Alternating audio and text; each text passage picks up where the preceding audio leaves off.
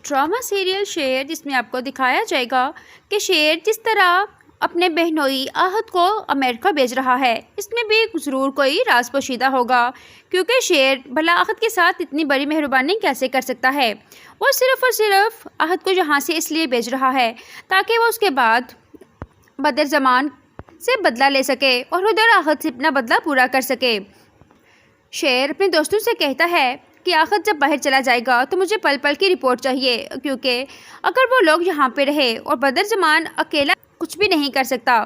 مجھے بدر زمان کو سزا دینی ہوگی اور آہد کو بھی، کیونکہ ان لوگوں سے میرے خاندان کو خطرہ ہے۔ ادھر ناظرین آپ دیکھیں گے کہ مرجان جو کہ اپنا گھر برباد ہوتے ہوئے دیکھ رہی ہے، جس طرح مرجان صدمے کی حالت سے دوچار ہے، وہاں اس کا شوہر آہد اس کی طرف دیکھنا بھی گوارا نہیں کر رہا۔ مرجان جان چکی ہے کہ آخر ضرور کسی اور کے ساتھ ریلیشن میں ہے، اس لیے وہ اپنی ماں سے جب بات کرتی ہے کہ مجھے لگتا ہے کہ آہد اپنی نوکرانی کے ساتھ ریلیشن میں ہے، تو اس کی ماں بھی اسے کہتی ہے کہ تم کیسی باتیں کر رکھی ہو، نوکرانی اور آہد کا کیا مقابلہ، تم اپنے شوہر کا کمپیریزن ایک نوکرانی سے کر رکھی ہو۔ مرجان اپنی ماں کی بات سن کر خاموش ہو جاتی ہے۔ مرجان غصے کی حالت میں جاتی ہے آہد کے پاس اور اسے کہتی ہے کہ میرا بچہ اس دنیا میں نہیں رہا اور تمہارے پاس مجھے تسلی دینے کے لیے دو بول بھی نہیں۔ یہ بات سن کر آہد کہتا ہے کہ صرف تمہاری نہیں بلکہ میری بھی اولاد تھی،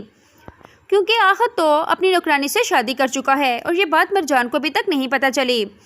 مرجان کو جب یہ بات پتہ چلے گی کہ اس کے شوہر آہد نے شادی کر لی ہے تو اس کے پاؤں تلے تو زمین کی نکل جائے گی، کیونکہ وہ اب ٹھان چکی ہے کہ اپنے شوہر آہد سے اب علیحدگی اختیار کر لے گی، کیونکہ اس نے کبھی مرجان سے محبت نہیں کی تھی، وہ صرف اور صرف دولت کی خاطر اس کے ساتھ زندگی گزار رہا تھا۔